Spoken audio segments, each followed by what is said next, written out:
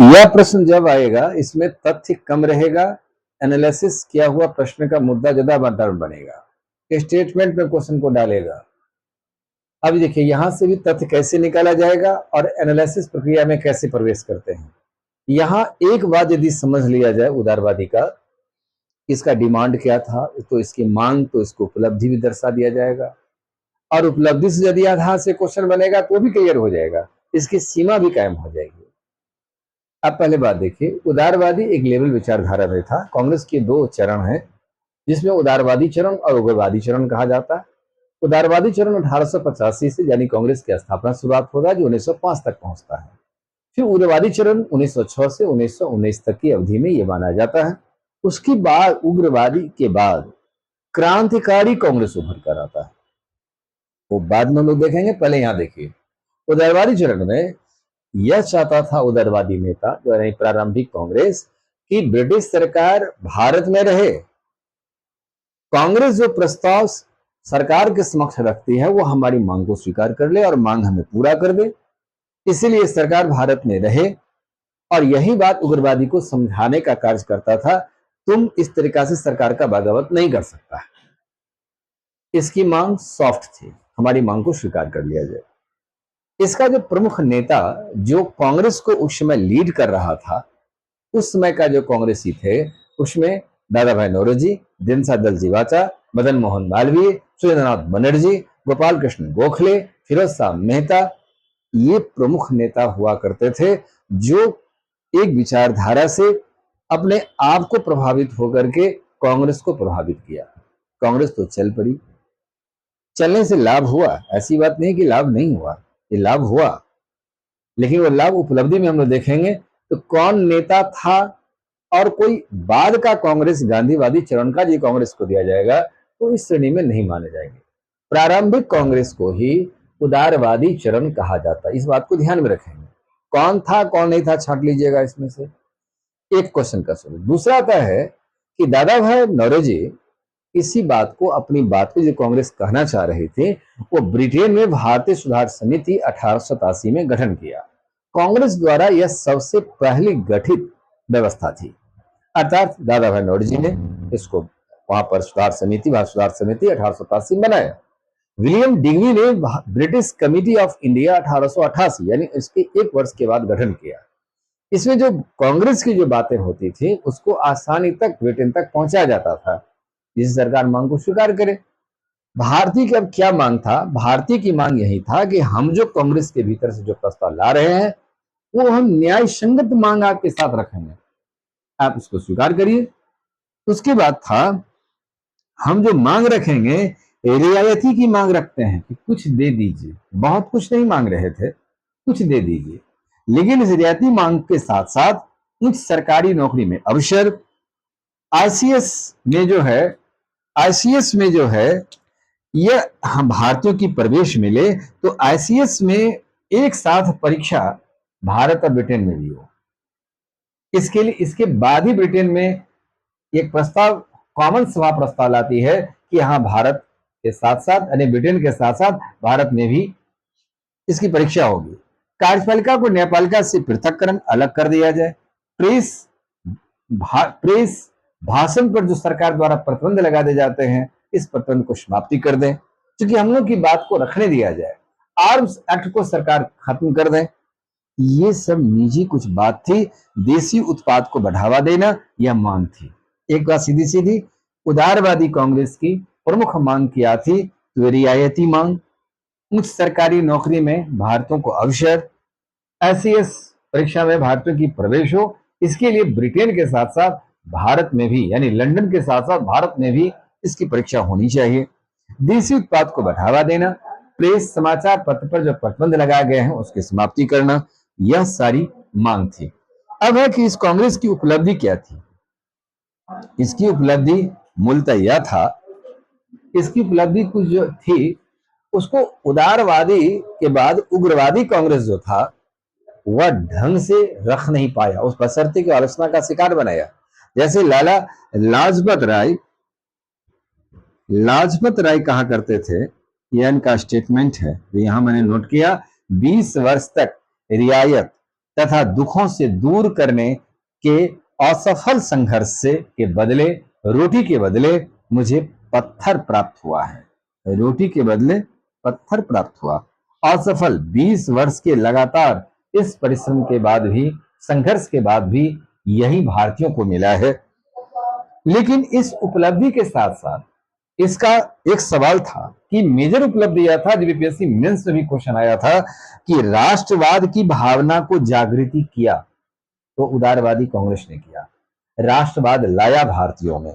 दूसरा था राजनीतिक रूप से लोगों को प्रशिक्षित किया कि किस प्रकार से अपनी बातों को रखेंगे। यह बात तो रहा था, और इस रखने के बाद यह भी एक आधार बना था इस बात को हम कैसे, किस रूप में सरकार के सामने ले जाने का कार्य करेंगे। फिर उसके बाद 1892 में एक एक्ट ब्रिटेन की हाउस ऑफ कॉमन सभा पारित करती है कि 1893 में पारित करती है कि ब्रिटेन के साथ साथ भारत में भी परीक्षा होगी। यह प्रस्ताव पास हो गया। उसके बाद 1892 का एक्ट बनता है, भारत शासन अधिनियम, बाद में, लेकिन 1892 का एक्ट भी पारित हुआ। यह उपलब्धियां थी। अब यदि मेंस में पढ़िएगा तो 1892 की उपलब्धि में भारतीयों के पक्ष में क्या क्या दिया गया, उस प्रोविजन को थोड़ा सा वो भी लिख दिया जाएगा। तो एक बात ऐसा समझिए, कॉन्सेप्ट दिमाग के अंदर में रहेगा कि पीटीके में एनालिटिकल क्वेश्चन यदि देता है तो हम इस बात को रखें, ये उपलब्धि थी और इस बात से इंकार नहीं कर सकता है। उसके बाद इसमें था इसकी उदारवादी चरण में क्या एक सीमा था, एक मर्यादा क्या थी इसकी मर्यादा यह था कि आम क्या सीमा रहा, तो पहला बात, आम जनता तक ये पहुंच नहीं पाए। तो आम जनता की मांग को भी आप कांग्रेस के मंच पर लाने में असमर्थ हो गए। तो स्वाभाविक था कि यह संस्था लंबे समय तक इस विचारधारा से पोषित नहीं हो सकती है, तो कांग्रेस को निश्चित तक विभाजन होना ही था, क्योंकि दो पीढ़ियां आ रही है। एक पीढ़ी हमारे हमसे ऊपर है, तो दूसरा पीढ़ी हमारा है, तो निश्चित है कि मानसिकता दो पीढ़ी में बदलाव आ जाती है। तो पहला बात यह था, आम जनता तक ये पहुंच नहीं बना। दूसरा था, ये शिक्षित जो वर्ग के लोग थे, शिक्षित अभिजन वर्ग तक ही उदारवादी कांग्रेस बना रहा। इसमें कोई पढ़ा लिखा या किसान वर्ग इसमें शामिल नहीं हो पाया। उसके बाद सामाजिक आधार की संकीर्णता थी। तो आग्रह, अनुग्रह, अनुनय, विनय के द्वारा ही, भाषण, लेख के द्वारा ही सरकार के सामने यह बात रखता था। ये सीमित बात की, सीमित कार्य का, सीमित आधार का रूपरेखा को प्रस्तुत किया। ये उदारवादी कांग्रेस था, इसीलिए इसे उदारवादी कहा भी जाता है। इसमें दो बात याद रखेंगे, उदारवादी कांग्रेस के भीतर में ब्रिटिश इनकी नीति क्या थी, ब्रिटिश सरकार के बनी रहे, इसके पास हम कोई संघर्ष ना करें, हम जब अपनी मांग रखेंगे वह न्यायिक मांग रखेंगे जिसको सरकार स्वीकार कर ले। इसके नेता में, ये प्रमुख नेता यही थे, इसके नेता में दादा भाई नौरोजी, दीनदयाल दलजी वात्सल्य, सुरेंद्र बनर्जी, मदन मोहन मालवीय, गोपाल कृष्ण गोखले, फिरोज शाह मेहता, एक साथ से पुराने लीडर जो भी थे ये इसके आएंगे श्रेणी में।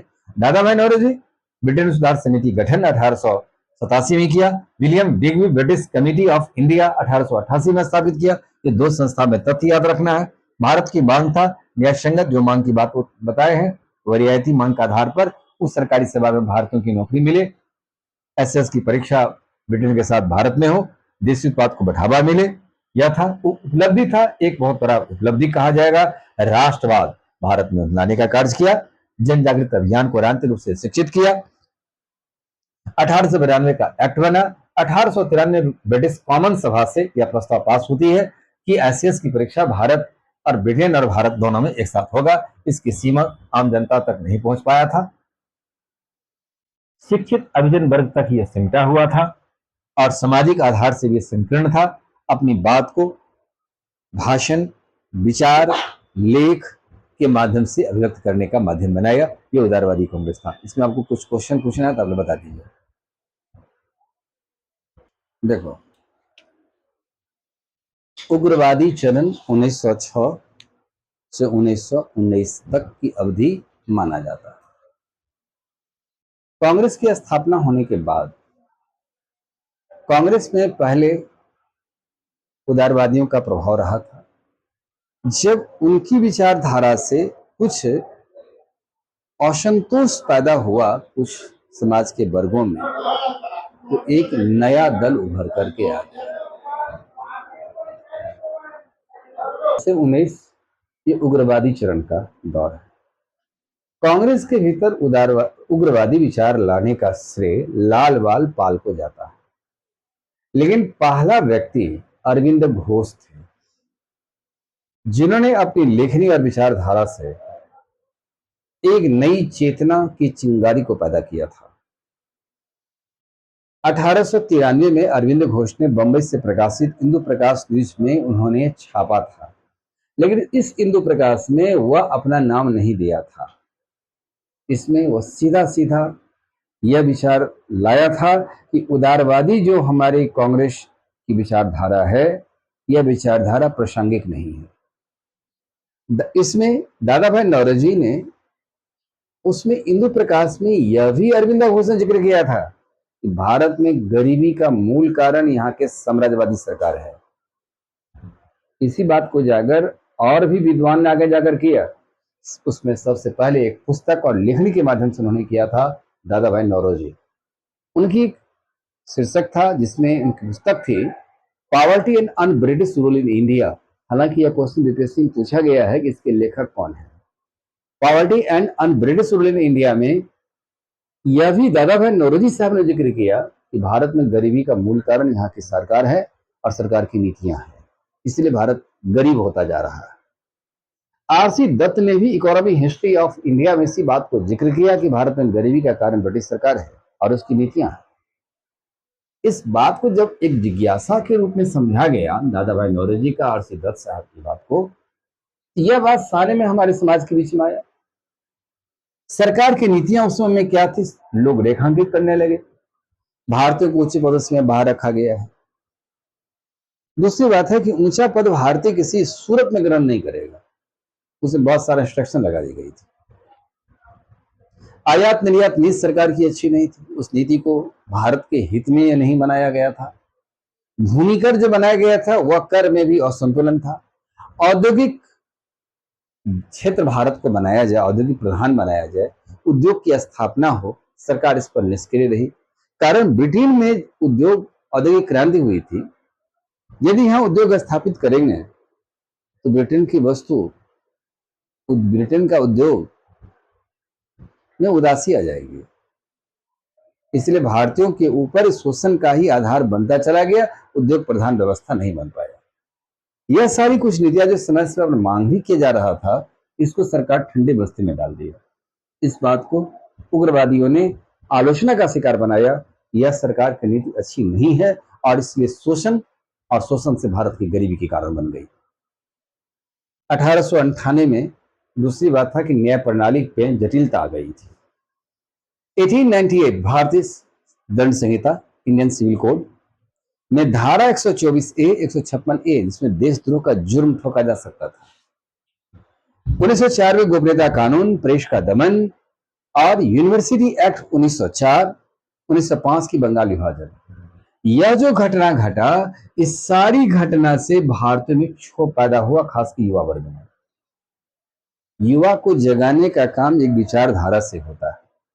हमारे देश में वो भी हमारे भारतीय क्रांतिकारी इतिहास को बनाने में सफल रहे, जिनकी विचार आज एक अमर संदेश की वाणी बन जाती है, जिसमें विचारक में विवेकानंद, बाल गंगाधर तिलक, लाला लाजपत राय, अरविंद घोष जैसे विचारकों का उद्भव हुआ। विवेकानंद ने यह भी कहा, कमजोरी पाप है, कमजोरी मृत्यु है, ये भगवान भारत कब स्वतंत्र होगा। एक बात।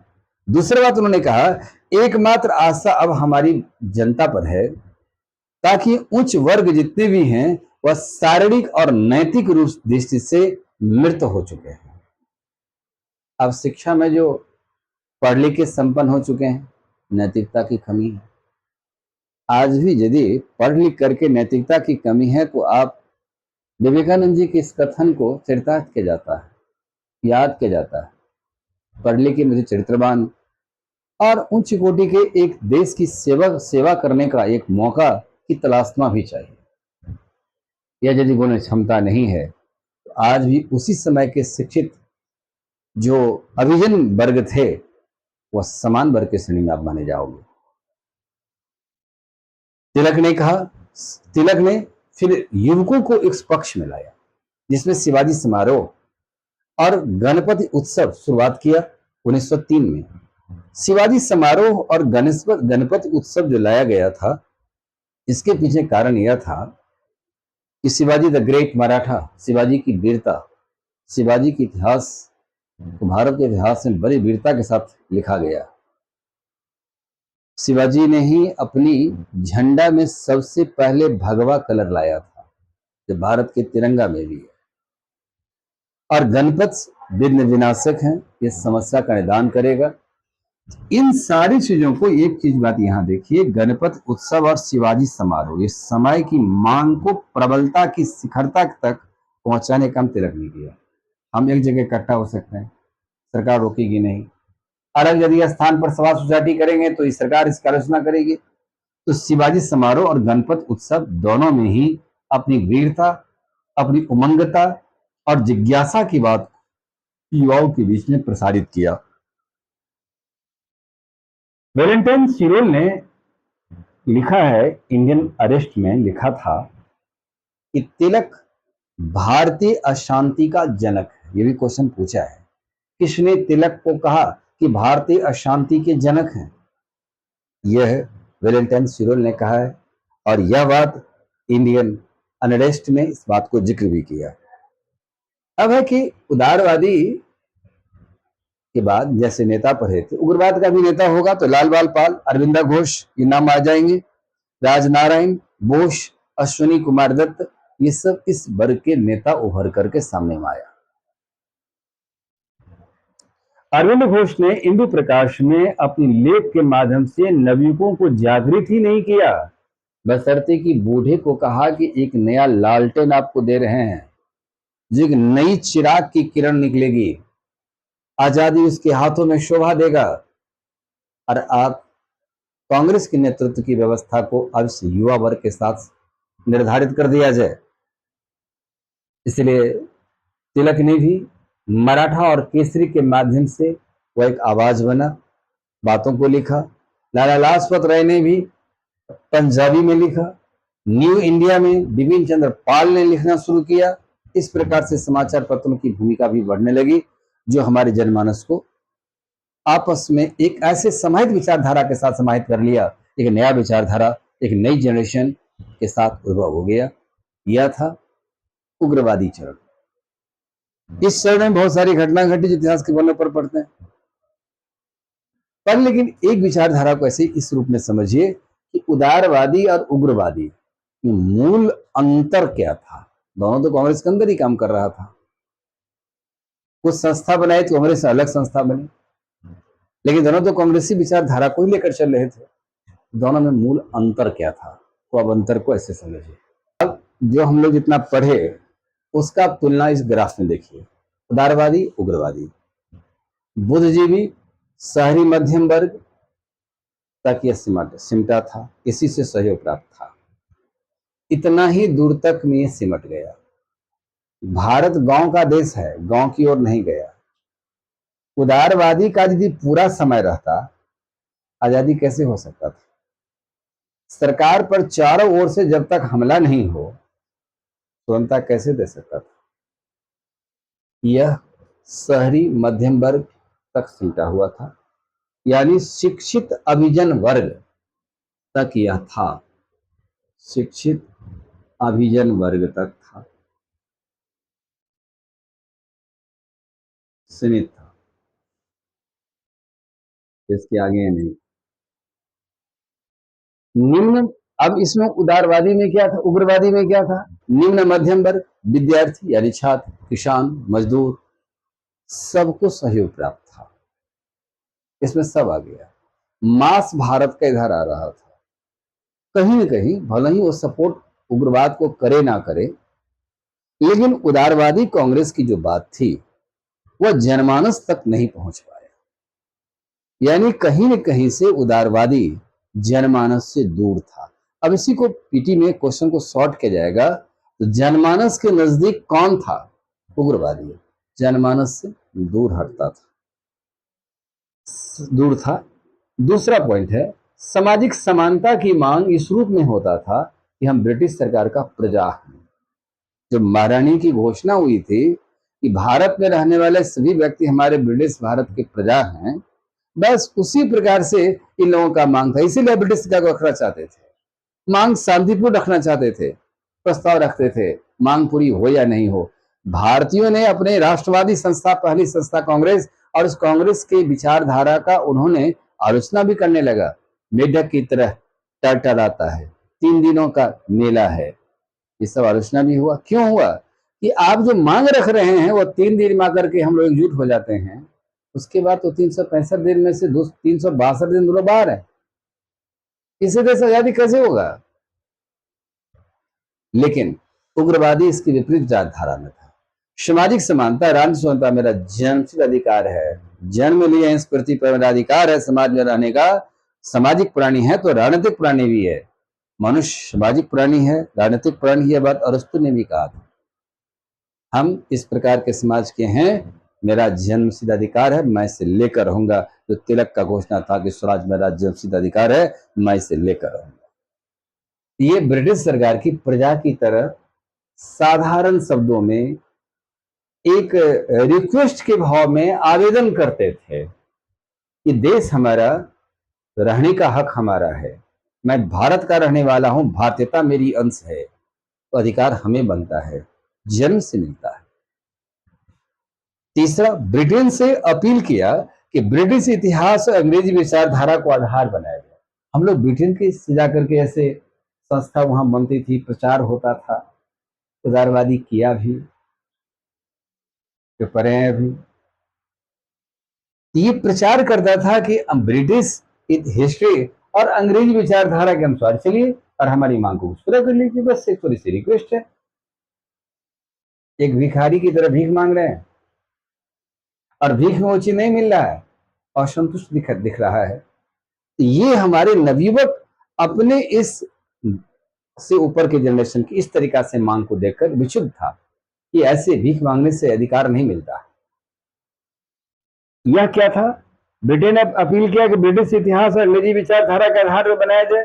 ये मांग किया कि भारतीय संस्कृति से प्रेरणा ग्रहण किया, धार्मिक रूप से देशभक्ति की भावना को जागृत किया। हमारे रामायण, महाभारत ने ये देशभक्ति की भावना को भी दर्शाया। तो भारतीय संस्कृति को इस रूप से, धार्मिक रूप से देशभक्ति की भावना को पैदा किया। 4 यानी 3 तो कंप्लीट अलग है। भारतीय संस्कृति जनमानस को ध्यान में रखते हुए देशभक्ति की भावना को जागृत किया है, इसलिए उग्र राष्ट्रवाद कहा जाता है विचारधारा इनको। चौथा है, अनुनय विनय के द्वारा संवैधानिक तरीके का प्रयोग किया। आग्रह करते थे, रिस्पेक्ट करते थे, स्वदेशी सम्मान किया, लेकिन बहिष्कार को राजनीतिक हथियार के रूप में कभी भी शामिल नहीं किया। इस सरकार का विरोध होगा, सरकार के तंत्र का मुझे विरोध नहीं करना है। यह स्वदेशी बहिष्कार को आधार बनाया, स्वदेशी वस्तु को ग्रहण करेंगे और ब्रिटिश वस्तु की जो उत्पाद है उसकी हम बहिष्कार करते हैं, बहिष्कार किया।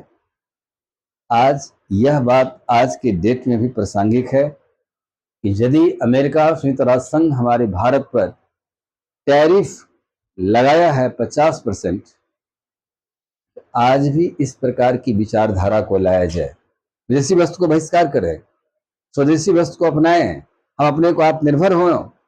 हम 140 करोड़ की आबादी में पहुंच गए हैं, आत्मनिर्भरता का आधार दे सकता है। ये आत्मनिर्भर एक संबल भारत का मुकम्मल व्यवस्था हो दे सकता है। यह था हिंदू मुस्लिम एकता पर बल दिया, राजनीति में धर्मनिरपेक्ष की भावना को रखा, कहीं पर भेदभाव की भावना से दूर रखा है। लेकिन यह था हिंदू गौरव तथा सनातन संस्कृति को पुनरुत्थान पर बल दिया। हिंदू गौरव की जो व्यवस्थाएं हैं, हिंदू धर्म की जो रीतियां हैं, सनातन की जो रीतियां हैं, उसको उन्होंने पुनरुत्थान पर बल दिया। यह व्यवस्था उदारवादी और उग्रवादी में अंतर पाया। उग्रवादी में ऐसा लगता है कि भारतीयों से विचारधारा ग्रहण करके भारतीयता को आधार बनाते हुए भारतीय परिक्षेत्र में भारत को स्वतंत्रता दिलाने की मांग कर रहा है, जबकि यह कहीं न कहीं से ब्रिटेन से विप्रेरित, सरकार का समर्थित अपनी एक निश्चित मांग एक भिक्षावृत्ति के रूप में रखने की बात थी। यह बात सही था, और इसी आधार पर दोनों विचारधारा की ही पर ये तुलना की जाती है। ठीक है, और कुछ?